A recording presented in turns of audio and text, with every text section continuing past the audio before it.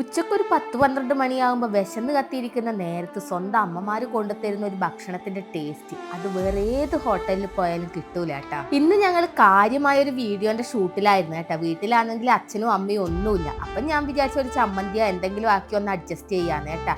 പക്ഷെ എന്റെ അമ്മ തൊട്ടടുത്തുള്ളത് എനിക്ക് എന്നും ഒരു ഉപകാരമേ ഉണ്ടായിട്ടുള്ളൂ കേട്ടാ. അമ്മമാര് മക്കളെ മനസ്സിലാക്കുന്ന പറയുന്നത് വെറുതെ ഒന്നല്ല കേട്ടാ. എന്റെ അമ്മക്കറിയാം കൃത്യമായിട്ട് വീട്ടിലിവിടെ അച്ഛനും അമ്മയും ഒന്നും ഇല്ലെങ്കിൽ ഞാൻ കാര്യമായിട്ട് ഒന്നും ഉണ്ടാക്കൂലാണ്. അതുകൊണ്ട് തന്നെ ഇതാ 10-12 മണി നേരത്തുണ്ട് അമ്മ ചോറ്റുപാത്രവും തൂക്കുപാത്രവും എല്ലാം പിടിച്ചിട്ട് വരുന്നു കേട്ടാ. അപ്പൊ തന്നെ എനിക്ക് കാര്യം മനസ്സിലായി, നല്ല എന്തോ കഴിക്കാനുള്ള സംഭവമാണ്.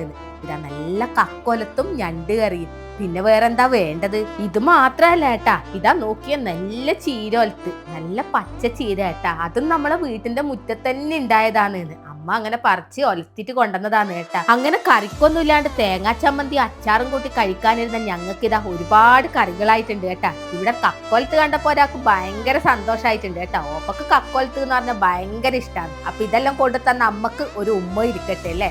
അങ്ങനെ വീഡിയോ ഷൂട്ട് ചെയ്തോണ്ടിരുന്ന ഞങ്ങളോട് അമ്മ പറഞ്ഞു, എന്തായാലും മക്കൾക്ക് ഞാൻ ചോറ് കൊടുത്തോളാം, മക്കള് വീഡിയോ എടുത്തോന്ന് കേട്ടാ. അതുകൊണ്ട് ഇതാ മക്കൾക്ക് അമ്മ ചോറെല്ലാം എടുത്തു കൊടുത്തിട്ടുണ്ട്. ഇനി ഞങ്ങളും ചോറന്ന് കഴിക്കട്ടെ കേട്ടാ. ഞാൻ എന്തായാലും ആദ്യം തന്നെ എന്റെ ഫേവറേറ്റ് ആയിട്ടുള്ള ചീരോലത്താണ് കേട്ടോ എടുത്തിട്ടുള്ളത്. ഇതുണ്ടെങ്കിൽ എനിക്ക് പിന്നെ വേറെ ഒന്നും വേണ്ട.